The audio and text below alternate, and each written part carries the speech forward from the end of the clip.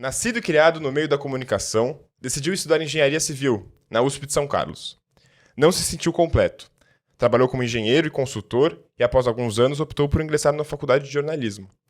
Seguindo um percurso não convencional, chamou a atenção da Folha de São Paulo, local onde trabalhou como repórter, editor e diretor por quase 10 anos.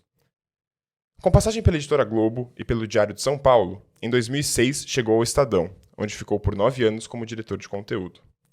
Como se não bastasse, foi diretor executivo da Rádio CBN e atualmente é presidente da empresa que fundou, a R. Gandur Estratégias e Comunicação. Professor de jornalismo da ESPM e professor visitante em Colômbia, o entrevistado dessa semana do Backstage Podcast está aqui porque, além de ser uma referência no jornalismo brasileiro, é uma inspiração para mim. Me mostra que nossas decisões não são sempre definitivas e que nossos percursos podem ser traçados das mais diversas maneiras. Seja muito bem-vindo ao Backstage Podcast, Ricardo Gandur. Meu nome é Marcelo Luibeck e esse é meu programa de entrevistas.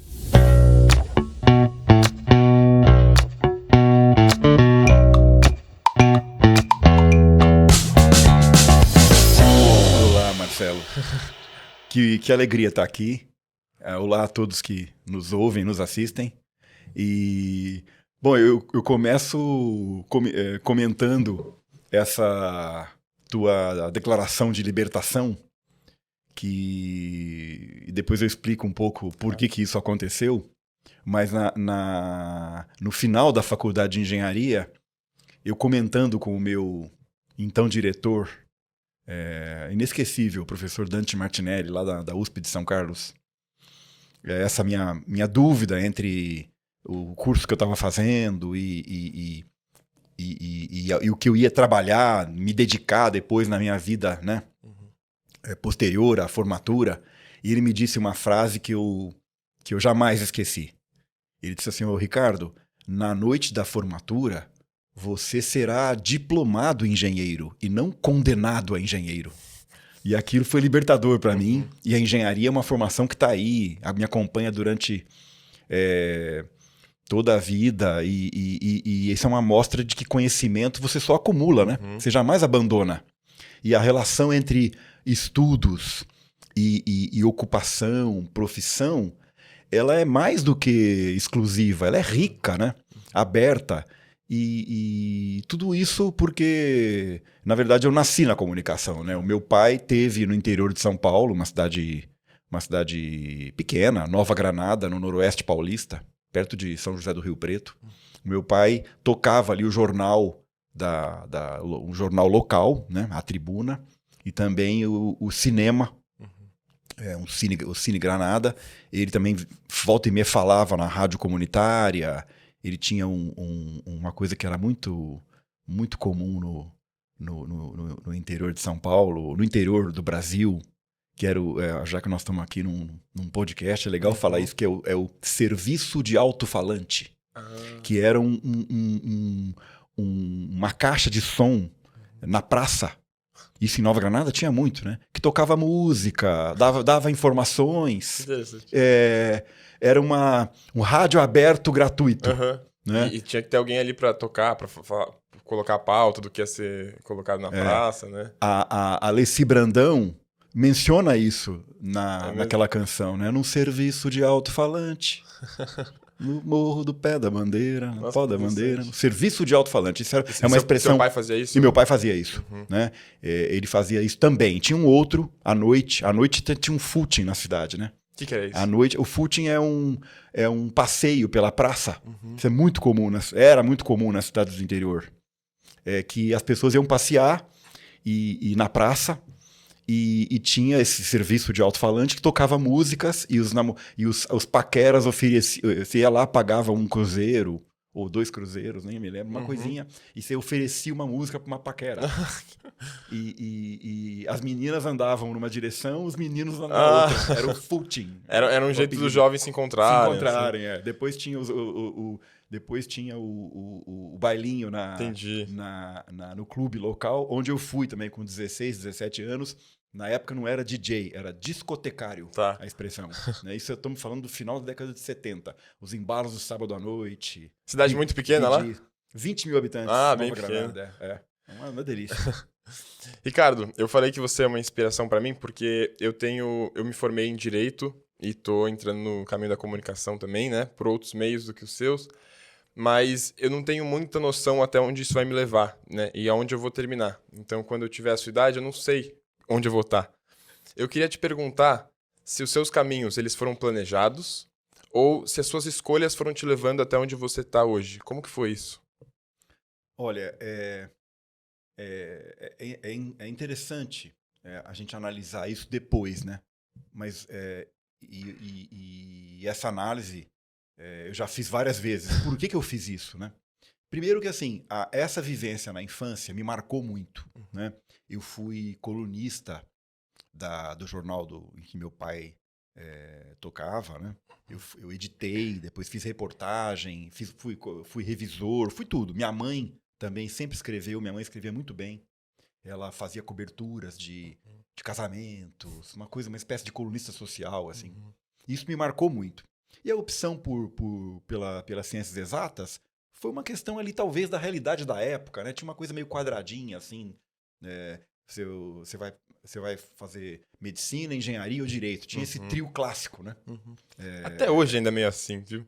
Mesmo? Tem ainda isso. Mesmo? Tem muito mais opção. Mas, quando você tá ali nas escolas, na hora de ir pro vestibular, grande parte, a edição de administração também, que agora muita gente tá indo, mas ainda existe esse pensamento, assim, de que são os clássicos. Olha. E que, acho que principalmente agora no período de crise que a gente passou, que tava todo mundo meio desempregado e tal, teve uma volta desse pensamento de, não, vai fazer engenharia, vai fazer administração, medicina, direito, porque está mais seguro, sabe? Que são 3 cursos maravilhosos, né? E eu sempre gostei muito de estudar. Desde o começo, eu sempre fui um bom aluno, mas isso não me tirava de outras atividades. Eu sempre pratiquei muito esporte, jogava basquete na cidade, tocava, eu tenho um pé na música, né? Eu tive formação musical, estudei piano, violão. Então, nunca fui aquele aluno... Sempre fui bom aluno, mas nunca fui aquele aluno que só faz aquilo, né? E acho que essa coisa da música e do esporte é um grande motor de inserção social, né? Porque eu acho que eu era meio tímido, normal também, pré-adolescente, adolescente. Quem não é meio tímido, né? Tá se descobrindo ali. Mas enfim, então isso era muito marcante. E a minha sorte, e enfim, sorte também foi opção, né? É que eu fui para um ambiente, e na época eu lembro que eu entrei, minha pontuação na FUVEST me permitia escolher a Poli, aqui em São Paulo. Mas morando em Nova Granada, o meu mapa mundi acho que terminava em São Carlos. Sim. Depois de São Carlos eram os dragões e as cachoeiras, o mundo terminava ali. Que coisa. São Paulo era muito São Paulo longe. muito distante. Era muito longe. Então eu optei por São Carlos e foi legal porque São Carlos é a Boston brasileira, né? E ali eu fiz de tudo. Eu fui do grupo de teatro, fui do grupo de música, eu editei o jornal do Centro Acadêmico. Eu até fiz engenharia. Era muito eclético, né? Sim, tinha muita coisa além da faculdade, do curso em si. Sim. São Carlos é uma cidade muito efervescente, né? O movimento estudantil, politicamente, culturalmente. Então, acho que foi uma coisa que me abriu. Tanto que, assim, da minha turma, a minha turma deu de tudo. Até engenheiros, né? Deu mímicos, atores, escritores. Caraca, mímicos? Deu mímicos. Eduardo Coutinho. Que interessante. Estudou em São Carlos. Tem várias pessoas. E atores, Ernesto Pessoa, da minha turma, virou um ator. Até com uma carreira bem conhecida. E, enfim. E ali, quando eu me formei, né, com essa visão libertadora da frase do professor, né, eu queria ser independente, arranjei emprego como engenheiro. Né, no interior de São Paulo primeiro, e depois eu vim para São Paulo, porque acho que era a cidade em que eu poderia abrir. Né? São Paulo é uma cidade... relativamente naquela época, ainda mais. Hoje, quase 40 anos depois, né, que eu me formei, o Brasil é outro país, né? Na época eram muito restritas as concentrado opções, né? aqui. Claro, você tinha as grandes universidades federais, mas São Paulo sempre foi essa cidade eclética, pulsante, né? Em que eu me permitia trabalhar de dia e começar a fazer um outro curso à noite, né? Então eu vim trabalhando E como nessa engenheiro. época você já estava com essa angústia de não ter certeza se você queria a sua vida profissional como engenheiro. Assim. Exato. Isso já tinha... Eu vou chegar na sua pergunta, né? E aí, cara, eu fui buscando, assim, né? Quando eu mudei para São Paulo, eu tinha um amigo engenheiro na carreira e ele falou assim, vou te levar então para conhecer a Casper Libero. Aí nós fomos ali na Avenida Paulista, foi onde eu acabei estudando, né? Então, enfim, eu fui botando o pé em algumas águas, né? Sim. Eu fiz um curso de pós, que eu podia, como engenheiro, fazer um curso de pós em comunicação na Casper, conheci a faculdade e era calculista estrutural no escritório de engenharia. Isso te dá uma Sempre segurança gostei também, de né? matemática. Eu tocava a minha vida, né? Eu era tocava a minha vida independente financeiramente. E meu pai me ajudou muito no começo, mas logo fiquei independente. E claro que depois eu entrei entre a engenharia e o jornalismo, eu tive uma passagem pela consultoria. Um dia eu voltando de ônibus lá para Nova Granada, eu vi um anúncio no Estadão de uma consultoria. Na época, Pricewaterhouse, hoje é PwC, na época Gigante, era PW, e o anúncio dizia assim, contratamos jovens com até 3 anos de formado em economia, administração, comunicação, matemática, era uma coisa muito aberta, que era o mercado de consultoria na época, né? Daí eu falei, pô, que legal isso aqui, eles gostam de tudo, é para lá que eu vou, né? E aí eu entrei como trainee na PW e foi legal. E aí, ao mesmo tempo, eu ingressei na faculdade de jornalismo à noite para ver como é que era. Tá. Né? Não era uma decisão de, não, vou ser jornalista, isso aqui eu tô fazendo... Era meio... Você percebe, pegando o teu ponto, eu fui me deixando levar, Sim. mas sem desgrudar do meu porto seguro, que era o meu emprego, tal, enfim, meu trabalho, né? Você não foi muito porra louca assim de ir fazer... Mais ou menos, uma dosezinha, Tem né? que ter um pouco. Tem que ter, foi indo. E aí... Claro que cursando a faculdade de jornalismo, né, você vai tomar contato com o meio, os professores, né? Eu fui visitar algumas redações e tal. Aí eu fui enfim. E a consultoria indo bem, eu fui bem na carreira de consultor. Foi bem. Tanto que quando enfim, quando eu decidi e tive a chance de entrar na Folha, eu vou chegar lá. Mas, enfim, pela Price eu viajei muito, né? Tive um projeto no Nordeste, fui para Londres, aí meu mapa mundi aumentou. Você viu o mundo maior do que quando você estava em Nova Granada. Aumentou. Entendi. E quando eu estava no terceiro ano da faculdade, eu tive um sabático, assim, aí fiquei 3 meses na Europa, estudando inglês e tinha a Price, permitia isso, né? Enfim, tive esse banho de mundo. Quando eu cheguei no final do curso de jornalismo, enfim, comecei, né? Tava prestes ali a ter uma outra habilitação, né? Embora tinha aquela discussão, o diploma é necessário ou não, tal. Mas aí eu faço essa brincadeira em público e eu posso repeti-la aqui. Eu falo que eu atingi o nível mínimo de esquisitice para entrar na Folha. Porque o Otávio Frias Filho, o Otavinho, que foi, né, meu chefe durante 10 anos, e que falta que ele faz hoje no jornalismo brasileiro, nos deixou precocemente em 2018, aos 61 anos. Você teve um contato próximo com ele? Muito, muito próximo. Eu convivi muito com o Otávio. O Otávio gostava, e na época ele fomentava isso, pessoas com múltiplas formações, né? Na Folha. Eu tenho um grande amigo, que hoje é editor de opinião, que era físico, né? Outros engenheiros, médicos, engenheiro químico, eu poderia citar aqui. A Folha atraía de tudo, né? Não são todos os jornais assim. A Folha tinha uma coisa do ecletismo e de combater o corporativismo da exigência do diploma. Né? Acho que a Folha foi... E o diploma depois, né, com o acórdão da lei de imprensa, em 2009, foi extinta a exigência do diploma. Veja, não é que você... a Folha trilhava esse caminho desse conceito de que profissões intelectuais não tem que ter um cartório, né? Que obrigue você a ter um certificado. Então, até 2009, você precisava ter um certificado para... Isso, na prática, de fato, acabou logo, mas de direito foi com o acórdão da lei que extinguiu a lei de imprensa, né, da época da ditadura militar, né, que exigia e isso foi introduzido como uma reserva de mercado, né,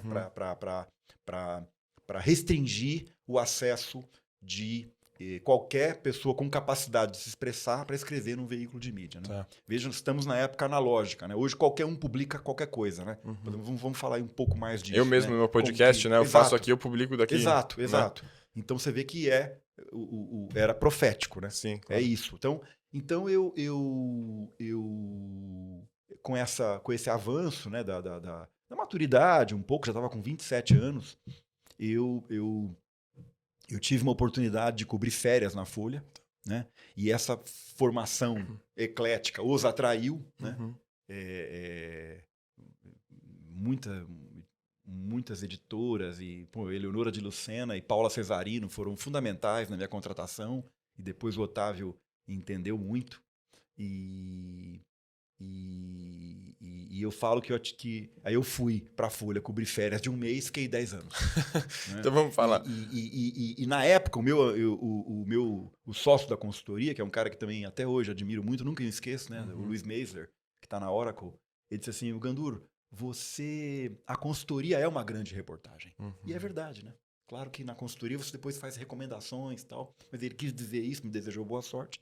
E foi muito legal. Porque na consultoria você tem que se aprofundar num tema específico, que não necessariamente seja o tema que você é especialista, para ajudar aquela empresa, né? Então é como se fosse uma reportagem que você tem que se aprofundar em algo que não é a sua especialidade. Interessante. Você teve uma carreira de 10 anos na Folha, depois 9 anos no Estadão, enfim, você teve muito tempo nos jornais que você trabalhou. Como que é o caminho no jornalismo nessa época que você trabalhava lá? E esses caminhos tradicionais, eles ainda existem? Ainda é isso que um jornalista hoje tem que buscar? Cara, assim, como tudo no mundo, né? A transformação digital, ela universalizou o acesso à informação, a ocupações. Ela foi disruptiva em muitas profissões, em muitos mercados, né? Especialmente no mercado de informação. O que você tinha antes? Você tinha um acesso mais restrito, né? Quer dizer, apenas as casas editoriais estabelecidas eram emissoras de informação, né? A barreira de entrada à profissão era maior, você tinha poucas possibilidades. No entanto, a gente pode falar mais disso, você tinha muito melhor localizado os lugares de fala, né? E aí é uma coisa que eu explorei muito lá no estudo que eu fiz na Columbia, que acabou virando um livro, né? Você tinha a chamada agenda pública comum, que toda a sociedade olhava uma mesma agenda. Hoje, você tem uma fragmentação maior e as possibilidades do mercado, eu acho que hoje são maiores. Né? Hoje, o profissional de comunicação, o jornalista que se forma nessa área, eu falo isso para os meus alunos lá na SPM, ele pode construir o repertório do seu emprego, né, do seu trabalho. Ele pode ter um trabalho meio dedicado aqui, ao mesmo tempo ele pode ser meio período, ele pode empreender, né? Lançar você é um veículo de comunicação. Né? O que eu faço é jornalismo?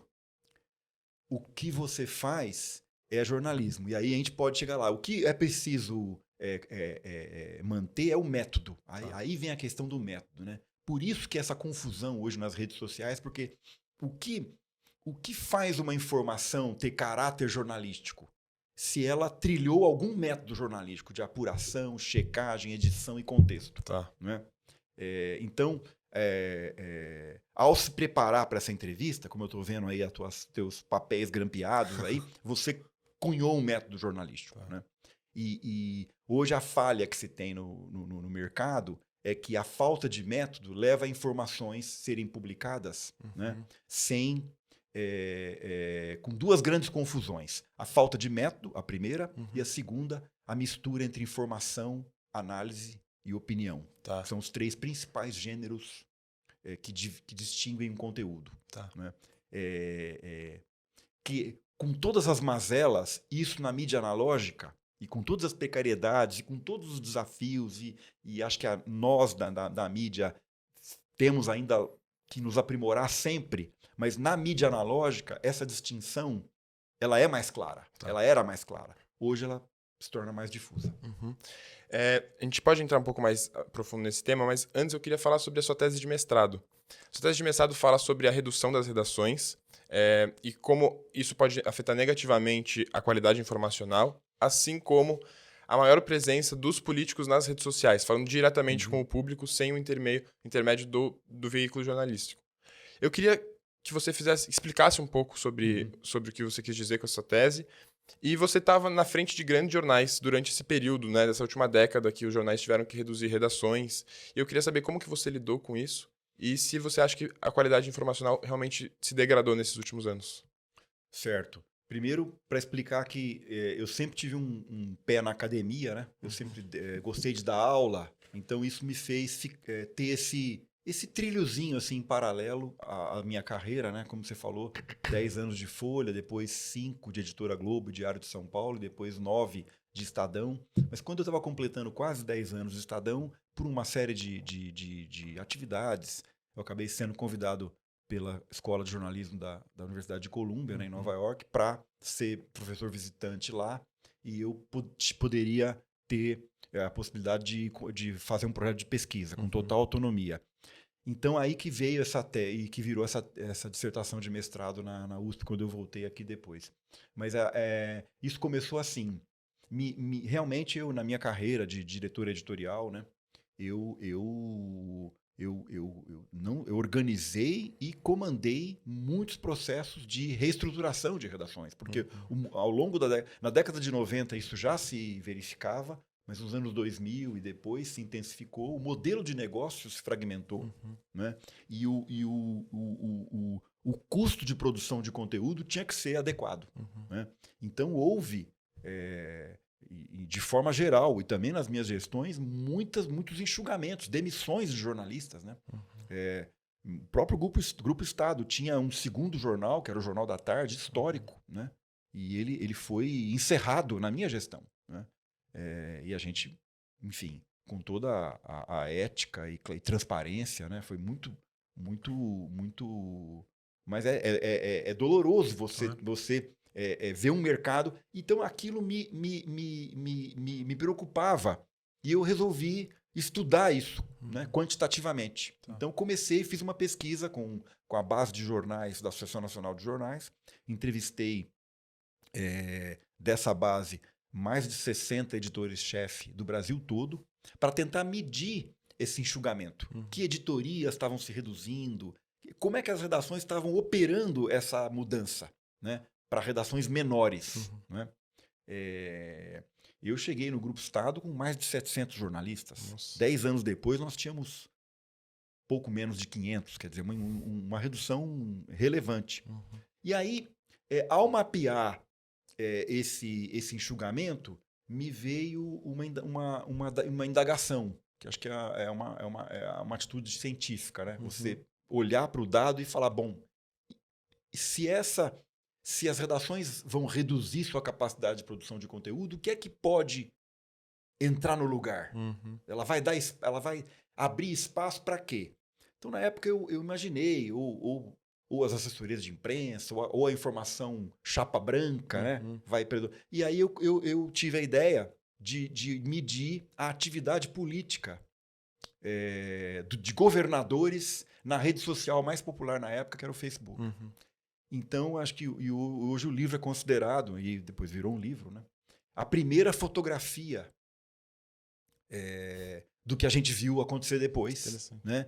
Quando eu comecei o estudo, 2 governadores tinham contas no Facebook. Nossa. Quando eu terminei o estudo, já eram 25 no Brasil. Você se identificou, então, algo que estava emergente ali. Fotografei o nascedouro.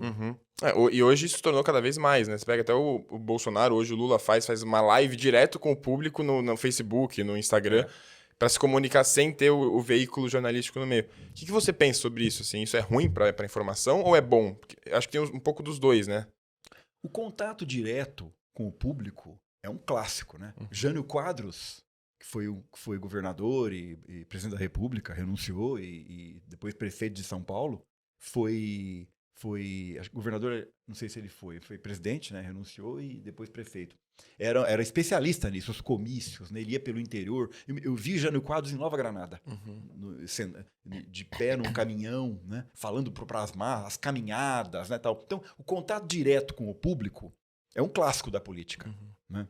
Mas o que as redes sociais fizeram foi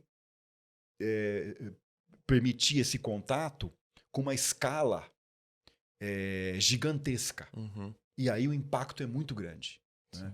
E aí essa escala que permite a formação de rumores, boatos, que na verdade são os nomes antigos das fake news. Né? Uhum. Isso sempre existiu. Me lembro como menino, né, em eleição para prefeito lá em Nova Granada, tal.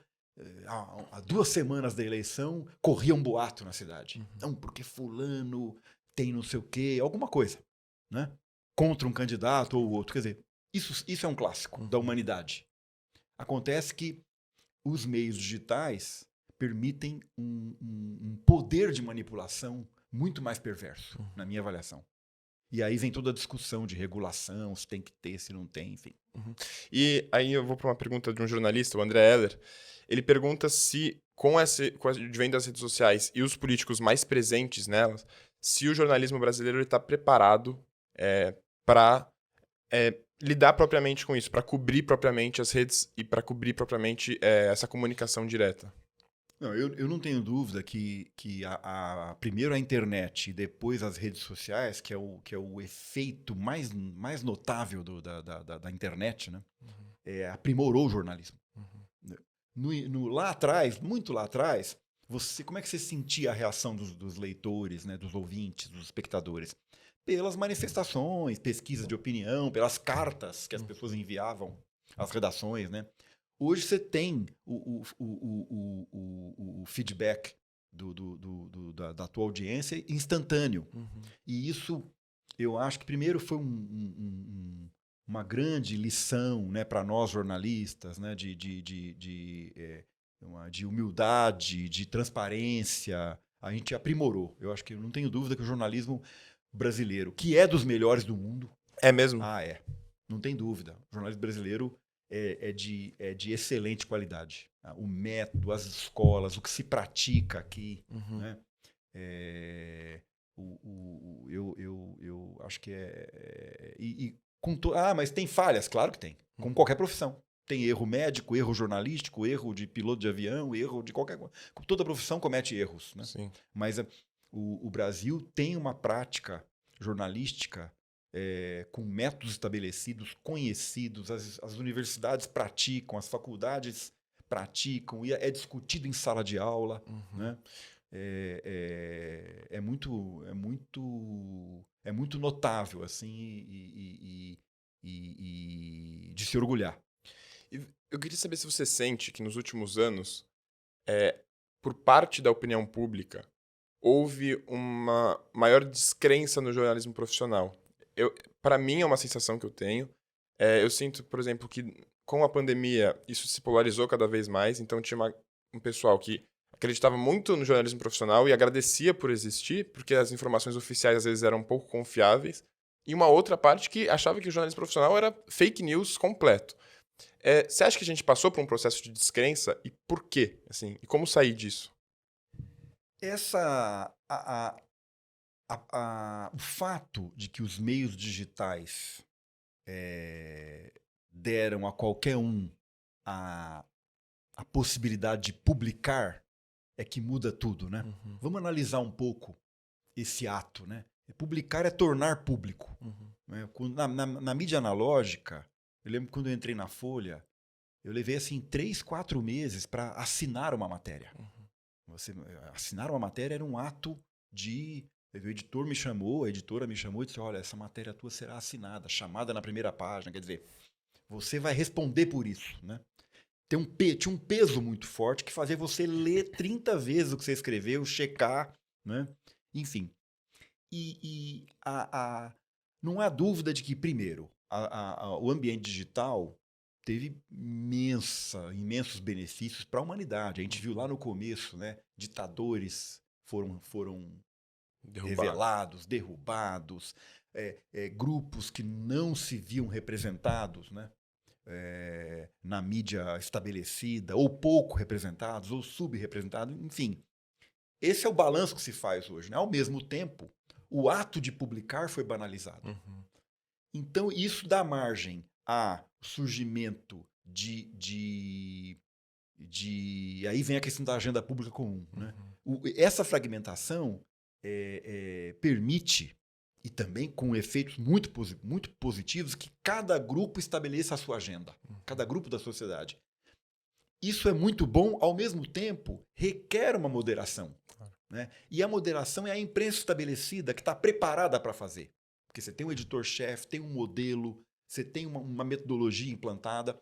Esse é o grande nó que eu acho que a gente tem hoje, mas que eu vejo, por exemplo, muitas vezes a imprensa profissional sendo procurada. Quer dizer, você lê coisas aqui e ali, deixa eu ver como é que esse jornal aqui retratou isso. Né? Então, eu acho que a imprensa profissional ainda é um repositório de credibilidade. Mas eu admito que a fragmentação relativizou a nossa credibilidade e as pesquisas, muitas pesquisas mostram que a credibilidade abaixou e tal, mas isso eu acho que é sazonal. Isso vai e volta, como foi e voltou em muitos tempos. E o modelo de negócio dos jornais, principalmente jornais impressos, você mesmo fala que passou por um momento de crise. Você acha que esse modelo consegue se sustentar? Você acha que o modelo de jornal impresso ele vai continuar por muitos anos? Ou ele vai realmente dando lugar para as mídias digitais e, ao longo do tempo, os jornais vão perdendo essa força mesmo? Sabe que essa é uma reflexão que eu tenho participado nos projetos que eu estou envolvido, em alguns conselhos editoriais que eu estou. Mas é assim, o que me preocupa não é o fim do jornal impresso, né? O que às vezes que hoje pode ser impresso ou pode ser lido no PDF, né? Num esquema digital ali. Mas o processo que leva uma redação a construir a cada 24 horas um amalgamado, um arrazoado, um resumo do noticiário das últimas 24 horas, hierarquizado, com um mínimo de organização, o raciocínio que leva você a escolher que matéria vai ser maior, que matéria vai ser só uma notinha no pé da página, o que vai ser manchete. E eu tô falando isso olhando ali pro... Você tem uma capa de jornal. É do dia que eu nasci. Do dia que você nasceu ali, enquadrado, né? Quer dizer, o processo de raciocínio, a metodologia de trabalho que leva à edição, seja impressa ou seja digital, mas a edição, né? Eu acho que ele é um treinamento permanente, um estado mental permanente, que o digital, por ser tudo infinito, você não tem restrição de espaço, de hierarquia, né? Ele não te permite. Então, me preocupa, e aí até como pesquisador, professor, hoje eu discuto isso muito em sala de aula, se esse processo de raciocínio vai se esvaziar ou vai perder força demais, né? Na formação das pessoas, dos novos alunos, dos novos profissionais. Né? Porque o modelo de negócio ele não está se sustentando hoje, então. Pois é, vamos chegar nisso. Quer dizer, o modelo de negócio não tá ligado só ao impresso. Né? O modelo de negócio está ligado ao custo de produzir informação de qualidade. Né? Apurar custa. Apurar, editar, contextualizar, ter gente experiente, bem remunerada, né? Numa governança editorial independente. Isso é um investimento de capital para que você tenha um corpo de profissionais, isso em qualquer profissão. Né? Eu comparo muito com a medicina. Né? Você ter gente experiente, treinada, que faz cursos, que vai a congressos, que está lá todo dia, que é tempo integral, portanto dedicado à sua matéria hoje, amanhã, responde por ela daí há meses, enfim, você tem uma equipe estável, qualificada e se qualificando, né? E diversa, com equidade, isso é um investimento, né? Um negócio privado de interesse público, que é o jornalismo. Então, e o modelo de negócio tem duas grandes vertentes. O modelo de negócio totalmente privado, que é baseado na publicidade, e isso de alguma forma está se sustentando, né? Porque o anunciante também quer se inserir num ambiente crível, né? Que tem metodologia, que tem uma imagem não positiva, mas uma imagem crível. Né? E tem os novos modelos, né? que começaram nos Estados Unidos e hoje já tem no Brasil alguns modelos baseados em em doações, em patrocínios, né? Ou na assinatura. Você não tem anúncio, né? Você não vive da publicidade, mas vive de outros fundos, né? Outros apoiadores e tal. Então são modelos que estão segurando a onda aí. Claro. Eu queria saber de alguém que esteve lá dentro. Você falou sobre esse modelo editado do jornal impresso e desse compilado que se faz as últimas 24 horas. Como que se define a prioridade da notícia? Quem que define? Tem uma linha editorial clara em cada jornal que você trabalha? Então, não, o que a gente vai... A prioridade desse jornal é defender tal lado ou expor tal lado, então essa notícia vai estar na primeira página, essa outra vai estar aqui pequenininha. Porque isso é comum da gente ver, principalmente no Twitter, assim, sempre tem. Olha o que a Folha colocou aqui embaixo, como se deveria colocar com muito mais importância na primeira página, né? Como que se define a prioridade das notícias? O método jornalístico, ele tem uma coisa que também é interessante na edição, que é um certo ritual. Então, ainda hoje, com o ritmo em tempo real, né? Hoje nenhuma redação segura mais informação para a edição impressa do dia seguinte. Imagina, é tudo em tempo real. Mas ainda hoje você tem umas reuniões-chave, né? Logo no início do dia, uma reunião de preparação. No meio do dia, algumas reuniões com os editores, né? De cada assunto, né? E hoje essa edição que a gente chama de impressa, mas também pode ser editada, esse jornal editado, né? Ele tem uma equipe própria dedicada a ele, né? Ele é quase que um subproduto do ritmo do dia, né? Mas, claro, é absolutamente normal que um veículo de imprensa tenha uma linha editorial, né? Que ele seja mais liberal, mais progressista ou mais conservador, desde que isso seja transparente, e ele vai editar dessa forma, né? E seguindo um método jornalístico, agregando todos os pontos de vista, dando espaço para opiniões divergentes, né? Isso acontece. A questão é que hoje as bolhas só enxergam o seu lado. Claro. Então, por mais que um veículo com o qual você não concorda faça de tudo pelo seu método, é mais difícil você enxergar. Sim. Se você está inserido e você só ouve a repercussão negativa, né? Só ouve o contrário, enfim. Então, isso é muito claro, né? E as decisões são tomadas se ele privilegia mais a ciência ou se ele privilegia mais a política ou mais a economia. No caso de um jornal especializado, né? Um jornal especializado em economia e negócio, ele vai traduzir, no caso do Valor, ele vai traduzir tudo do ponto de vista do mercado. E essa é a vocação dele. Né? No caso de um jornal mais local, né? De uma capital do Brasil, ele vai traduzir para a realidade da cidade. Né? Então, o que eu acho que eu sinto falta, né? No ambiente digital, desse lugar de fala muito claro. Tá. Né? Dado um veículo estabelecido, ele tem um editor-chefe, ele tem um endereço, ele tem uma entidade, ele tem uma organização responsável. Sim. Você pode, inclusive, processá-lo na justiça. Tem quem responda, né? Tem quem responda, se você sentir os seus direitos. Né?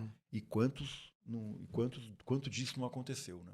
Eu sinto também que existe uma confusão, e aí a gente pode tratar um pouco daquilo que você falou no começo, sobre opinião, notícia, porque existe uma confusão, por exemplo, sobre o que é o editorial daquele jornal, então um texto editorial que vai dar a opinião do jornal, e aí é um texto opinativo mesmo, e o que é uma notícia, o que é um texto informativo, e aí eu acho que aquilo se confunde muito, principalmente hoje que as pessoas leem menos jornal impresso, estão mais na rede social, recebem as informações muito mais por outras mídias. Se recebe, por exemplo, um editorial do Estadão com uma notícia, com um texto de opinião, ela vai entender que, beleza, aquilo é a opinião do Estadão. Só que quando chega uma notícia do Estadão, isso se confunde um pouco. Eu queria que você fizesse essa diferenciação sobre o que é o editorial, o que é a notícia, como que isso são feitos, como que isso é separado no jornal, assim.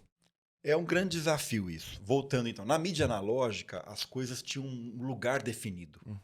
Eu me lembro uma vez que eu peguei numa palestra, um grupo de jovens, abri um jornal impresso e disse, olha, isso aqui nessa página está escrito opinião do jornal. Aqui, esses são textos em que o jornal expressa o que ele pensa. Aqui é opinião de terceiros. Ele convida pessoas para escrever sobre o que eles pensam. E aqui começa a sessão de reportagens. Uma reportagem deve por método, ter fatos descritos, aspas de quem pensa assim, pensa assado, né? E o que se sabe até o momento. Se ela não é... Aliás, uma reportagem nunca está permanentemente, totalmente pronta, né? Ela vai se desenvolvendo. Se atualizando. Né? Se atualizando.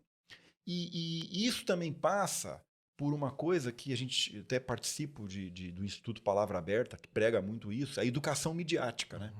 E a gente defende que isso vá para as escolas, tem hoje programas, que acho que a gente tem a capacidade, e acho que o meio digital nos exige cada vez mais essa capacidade de ler. De novo, a educação de forma geral e a educação midiática, você saber ler, né? Espera, aqui eu estou diante de um texto que expressa o que esse fulano pensa. Maravilha. Quais são as credenciais dele? Aqui esse texto expressa o que o veículo pensa. E aqui está uma reportagem, ou seja, fatos, análises e opiniões. Na mídia analógica isso era muito organizado e carimbado, né? Você tem focos de leitura, as vinhetas, os separadores, as seções organizam. No meio digital isso tá difuso. Eu particularmente acho que ainda há um esforço a ser feito no meio digital para transpor esses conceitos da mídia analógica. Tá. Você ter cores, sei lá, cada um decide como quiser, Sim. mas vinhetas, rótulos, né? Separadores, organizar a informação. Para ficar claro para quem está lendo ali no Twitter, por exemplo, né? No meio radiofônico, né? E também você pode fazer isso. Você pode rodar uma vinheta, opinião do backstage. Né? Interessante isso.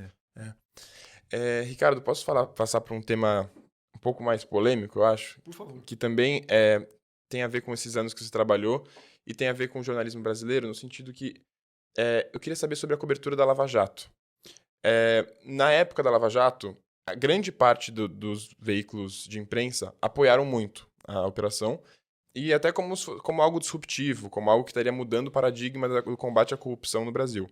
Hoje, a mesma imprensa já não olha mais com os mesmos olhos. Muitas coisas foram descobertas sobre como foi o processo judiciário, como que o Ministério Público estava envolvido com o juiz Sérgio Moro, enfim.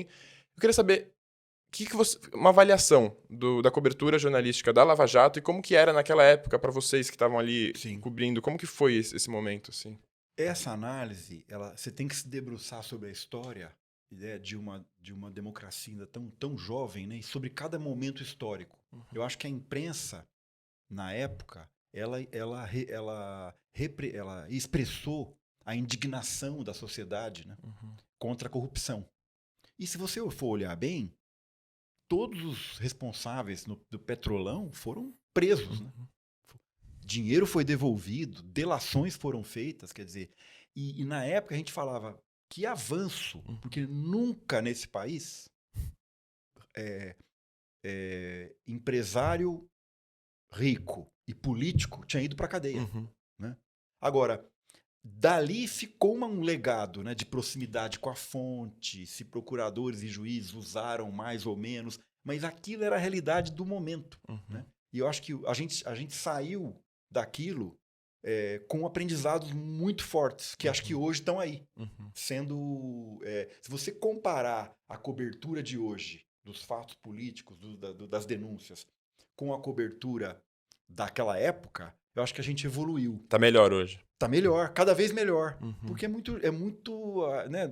Aquilo na redemocratização brasileira era um fato muito novo. Né? De novo, políticos e empresários sendo presos, sendo responsabilizados, apurados e enfim, presos porque teve uma apuração que mostrou. E você olha, quer dizer, todo mundo pagou. Sim. Teve denúncia, enfim, teve sentença, transitou em julgado e tal. Claro que ficou uma coisa ali de proximidade com as fontes, né? Tá. Né? De procuradores, de juízes e tal. Que eu acho que isso foi decantado, né? Proximidade com as fontes, você diz o quê? Do jornalista com do próprio Sérgio Moro, né? Que vazava coisas, né? Entendi. Foi exagerado? Teve exageros? Teve. Mas teve avanços também. Tá. E eu acho que hoje a gente está melhor e maior em termos de robustez jornalística. E é o caminho que a gente percorreu.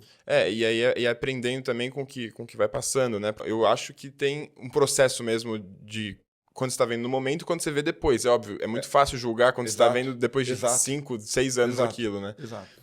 Mas eu vejo, por exemplo, a Vera Magalhães, eu lembro de um texto que ela faz na rádio, falando sobre como o Sérgio Moro era um estrategista, era um jogador de xadrez, né, um enxadrista. Cada movimento do Lula, o Sérgio Moro vai lá e dá um movimento. Hoje, a Vera Magalhães não tem mais essa mesma opinião, ela mudou de opinião, ela tem uma opinião mais crítica ao processo Operação Lava Jato.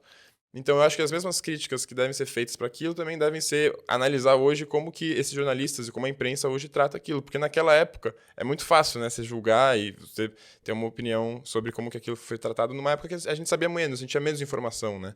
E todo episódio gera um aprendizado. Vamos pegar um caso que até recentemente teve um documentário sobre isso, um caso que não teve esse impacto no mundo político, né?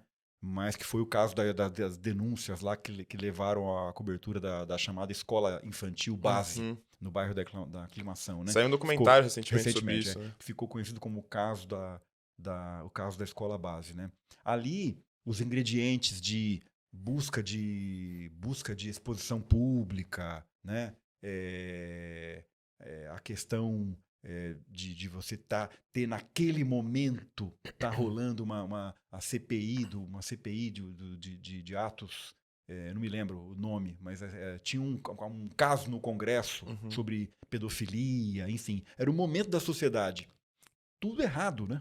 Agora, saímos maiores daquilo, infelizmente, com perdas irreparáveis para os envolvidos, né? Tá aí no documentário do colega da TV Globo. Enfim, também foi um caso para sair um pouco do mundo político, mas um caso gravíssimo, né? Em que todo o método jornalístico foi questionado e isso gerou um aprendizado. Mas enfim, é muito triste, né? Não estou aqui relativizando nada, muito triste, irreparável e o momento gerou aquilo. Para quem não conhece o caso, né, era uma denúncia de que professores de uma escola infantil estavam abusando sexualmente de crianças. Né? E aí esses professores receberam um monte de agressões, sabe? No final era tudo... Os donos da escola. Fechou, né? A escola, fechou, né? Ficaram doentes, enfim, perderam, as suas vidas terminaram. Ali, né? E no final não acontecia, né? Era uma denúncia falsa. Né? Ricardo, você foi para a Colômbia e você falou hoje que o jornalismo brasileiro é um dos melhores jornalismos que você vê no mundo. Eu queria que você comparasse o que você vê em Colômbia como jornalismo e o que tem no Brasil e por que no Brasil é tão bom. O modelo do jornalismo brasileiro, ele começa... poucas pessoas sabem disso, né? Os jornais... jornais de várias partes do mundo, mas especialmente no Brasil, até o início do século XX, 1920, 1930, os jornais eram redes sociais impressas. Né? Eles eram panfletos frequentemente partidarizados que expressavam a opinião das suas bolhas. Tá. É incrível a gente olhar isso. Você Coisa, vê que né? não depende da tecnologia. Né? Foi o Júlio Mesquita, Júlio Patriarca, dono do Estadão. Isso está muito bem contado nos livros do Jorge Caldeira. Né? O Júlio é considerado o primeiro publisher brasileiro, porque ele descobre que se o jornal falasse de mais partidos, ele iria ter mais leitura.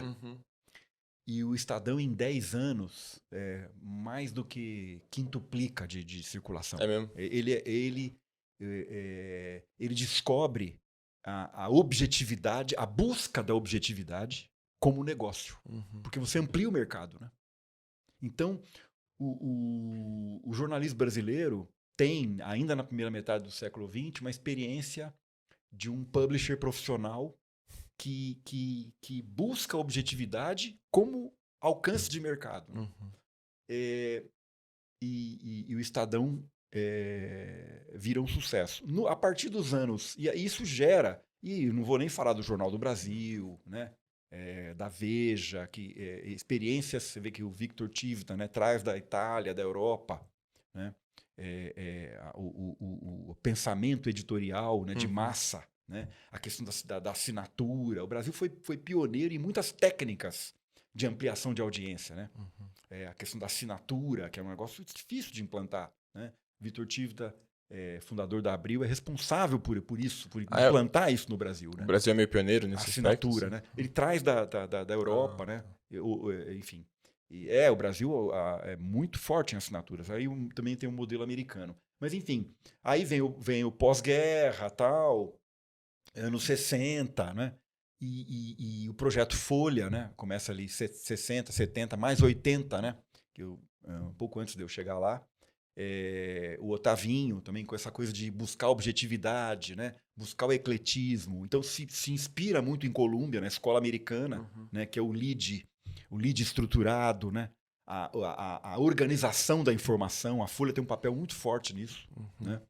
E as escolas também. Quer dizer, depois dos anos 60, você tem um alinhamento muito forte do Brasil com as Américas. Né?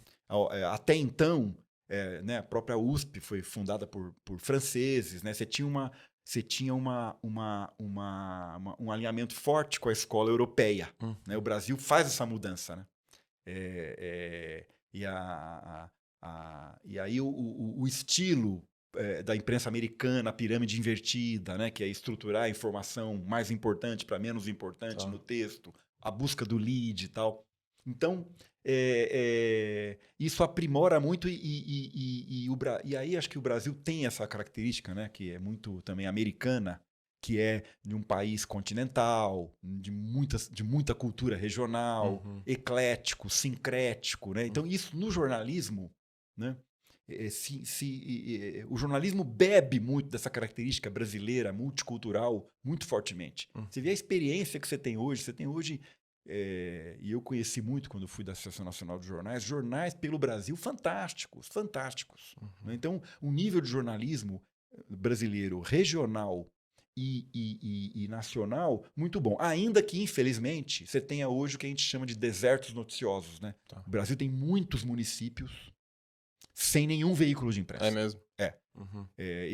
A gente trabalha muito isso na SPM e tem um projeto maravilhoso, né, do Projor, que é o Atlas da Notícia. O Brasil tem, inspirado em Colômbia, na Columbia Journalism Review, que é os News Desertos Noticiosos. Né? O Brasil tem um projeto inspirado nesse da Colômbia que mapeia os desertos de notícias. Né?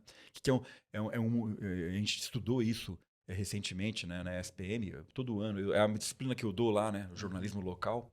E é terrível quando acontece um crime numa cidade, aqui do estado de São Paulo, do interior do estado de São Paulo. A população fica à mercê de rumores, porque não tem nenhum veículo de imprensa estabelecido, nenhuma rádio, nenhum pequeno jornal, nada. A cidade grande, perto, manda uma emissora de TV, manda uma equipe de TV, mas faz uma coisa pontual ali e vai embora, não tem desenvolvimento. Né? Então vejam como é angustiante uma cidade não ter uma cobertura informativa minimamente estabelecida. Às vezes as pessoas começam a dar valor quando veem que pode a falta que faz, né? Exato. E nos Estados Unidos é muito diferente, assim, ou a gente bebe da mesma fonte? Assim? Não, os Estados Unidos também tem um problema de desertos noticiosos muito relevante. No Brasil, o que tem suprido ainda essa questão da carência informativa, principalmente nas regiões norte e nordeste, é o rádio. O rádio tem um papel importantíssimo aí. Rádio ainda é muito... Acho que vai ser para sempre, né? É. Parece que ele nunca fica datado, né? Porque as pessoas gostam de ouvir. O podcast, isso aqui é um rádio, né? O jeito de fazer rádio é um jeito de fazer rádio na internet só. É um pouco diferente só. Você sabe que no livro Uma História Social da Mídia, do Peter Burke, que é um baita pesquisador lá da Universidade de Cambridge, volta e meia ele está aqui no Brasil, ele tem os livros muito editados no Brasil, ele conta que em 1952, o jornal The Times de Londres publicou um editorial na esteira do lançamento da TV, né? Dizendo o seguinte: o rádio deverá não existir mais em no máximo 8 anos. Claro, porque quem irá se contentar com apenas o som quando se tem som e imagem, né? E o rádio está mais forte, o áudio está mais forte do que nunca. Porque, primeiro, o áudio é a única mídia que você consome enquanto faz outra coisa, Sim. né? É maravilhoso. Você tá no caminho, você tá no É. metrô, você tá no carro, você tá lavando louça, você tá... Exato. E é uma mídia muito mais difícil de ser interrompida. Uhum. Quando você está lendo um site ou lendo um jornal, alguém te chama atenção, ou mesmo na tela, algo pisca aqui, não. Quando você está ouvindo algo, a linearidade do áudio a protege, né, contra interrupções. Acontece, mas é menos provável, né? Ele é meio encantador, né, o rádio, assim. Eu gosto muito de ouvir podcast, de eu ficar, quando eu tô no carro, de ouvir rádio, assim, porque você meio que vai entrando naquela narrativa, você vai... E é isso, que você tá vendo, beleza, você tá dirigindo, mas sua cabeça tá em outro lugar, quase, né? Muito... E a voz desnuda muito mais do que voz e imagem, né? Uhum. Você fica imaginando, né? Fecha os olhos ao ver alguém falando na TV, você vai realmente sentir o peso do que está sendo falado. Não, muitos jornalistas de rádio, eu ouvia no rádio, eu tinha uma imagem de quem eles eram. Quando eu fui ver o rosto deles, eu falei, putz, tinha nada a ver com o que eu pensava. É muito louco, assim. Terminando, tem umas perguntinhas finais. Por favor. O Antônio Gandur mandou pergunta. Perguntou como regular as big techs. E aí eu adiciono falando sobre a questão da fake news. Não precisa se aprofundar muito, mas assim... Tem que ter regulação de fake news? O que você acha sobre a PL que está encaminhada aí? Olha, comentar o PL rapidamente seria uma irresponsabilidade. Mas eu colocaria um ponto aí, respondendo ao Antônio. Um dos pontos essenciais.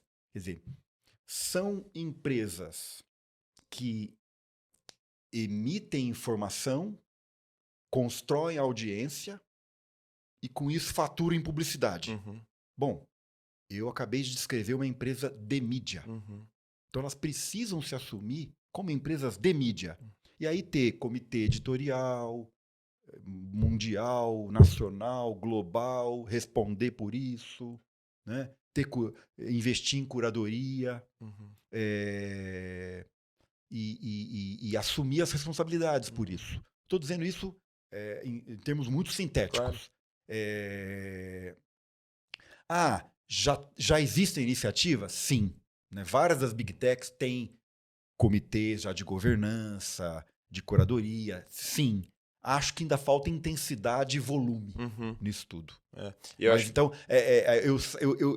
eu me libertaria um pouco da palavra regulação, que aí é uma questão mais de política pública, que também tem que ser discutida, mas para a própria governança empresarial, se ela se assumir como empresa de mídia, na definição que eu coloquei aqui, disso deriva uma série de consequências. Que, de novo, tem coisinhas aqui e ali, mas acho que falta volume e intensidade. Que é uma empresa de mídia que o conteúdo não está sendo produzido por eles, mas por terceiros que usam o espaço deles para divulgar a informação. Né? Exato. Perfeito. Daqui 10 anos, Backstage Podcast vai ser um sucesso e você vai voltar aqui para me dar outra entrevista e me contar sobre como está a sua vida e como que tá o jornalismo no Brasil. Espero voltar antes. Não, claro. Pode voltar antes. Mas daqui 10 anos eu quero saber o que você pensa para sua vida e o que você pensa para o jornalismo brasileiro.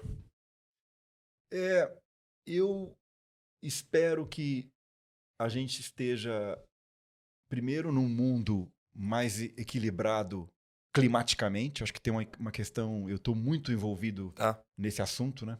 Nos projetos que eu estou tocando hoje como consultor. O clima está aí batendo na nossa porta, né? As mudanças climáticas. A gente vai ter que cuidar disso muito fortemente. Talvez, senão a gente não vai ter como sentar aqui para discutir a informação, né? A questão climática está... E a questão climática tem uma questão informacional forte, né? De geração de bons conteúdos, né? Discussão, combater o negacionismo, né? Então eu espero que isso esteja melhor endereçado, né? E quanto ao ambiente informativo, eu sou otimista. Eu acho que a gente vai voltar aqui daqui 10 anos e comemorar alguns feitos, né? Acho que o ambiente vai estar melhor equacionado, porque todo exagero e todo extremo ele causa em si mesmo um freio de arrumação enfim, um autocontrole, uma autocalibragem, né? E as pessoas estão vendo que não dá para confiar mais na primeira coisa que você vê, Sim. você lê. E isso é positivo. E você vai estar com a sua empresa de consultoria? Sim, claro. Sim. Estaremos aqui. Perfeito. Para terminar, eu queria que você me desse um conselho. Porque, bom, eu estou iniciando nessa vida, né, de comunicação, também saí do caminho da faculdade, estou aqui com o meu podcast, queria saber o que você achou disso aqui e me dar um conselho aí para minha vida, para o restante do que tem aí da minha trajetória. Olha, imagina, eu não sei se eu vou chamar de conselho, mas eu vou compartilhar um pensamento. Né? Eu acho assim, que foi uma coisa ali que eu acho que olhando agora, né, eu fiz muito, quer dizer, vá atrás sempre, né? Vale para todo mundo que nos ouve, né? Vá atrás do que te encanta, do que você gosta, do que te realiza, que é o que te faz fazer bem feito. Eu acho que é isso, quer dizer, na verdade, o que você gosta, te atrai, te encanta, te faz fazer bem feito. Porque fazer com paixão, com dedicação, com envolvimento, você acaba fazendo da melhor forma possível, né? Com entrega, né? E acho que foi isso que eu vi tão claramente, né? Então eu te diria, vá fundo, porque é outra coisa que a gente vai comemorar quando eu voltar aqui no Backstage Incorporation, filial Brasil. Mas eu estou falando pro Backstage da Austrália, de Nova York, tá, é isso que a gente vai comemorar. Não precisa nem ser daqui a 10 anos, então, ser, né? Pode ser antes. Pode ser antes. Ricardo, muito obrigado por ter vindo aqui, essa entrevista é muito boa para mim, é um assunto que me interessa muito e uma trajetória que me interessa muito, então queria te agradecer mesmo. Imagina, eu que agradeço, ficaria aqui horas conversando. Obrigado também. A você pela oportunidade e abraço a todos que nos ouviram, tiveram a paciência de chegar até aqui. Claro, as pessoas escutam. Pô. Então, todo mundo que ouviu, por favor, curta, compartilhe o vídeo, o podcast, sigam nas redes sociais Backstage Podcast, @Marcelo Beck também. Para você, algum lugar para te seguir, para te acompanhar? @Ricardo Gandur. @Ricardo Gandur. E tô no LinkedIn, tô no Instagram. Perfeito. Obrigado, gente. Valeu. Tchau. Abraço. Valeu.